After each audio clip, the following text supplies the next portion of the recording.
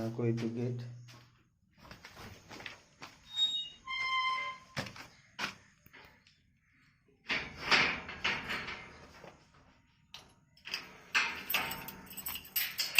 পাৰিম না আজি এখন আদি লগাবলৈ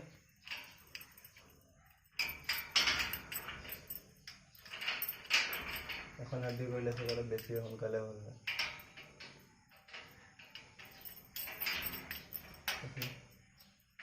ট্ৰাইটো কৰিম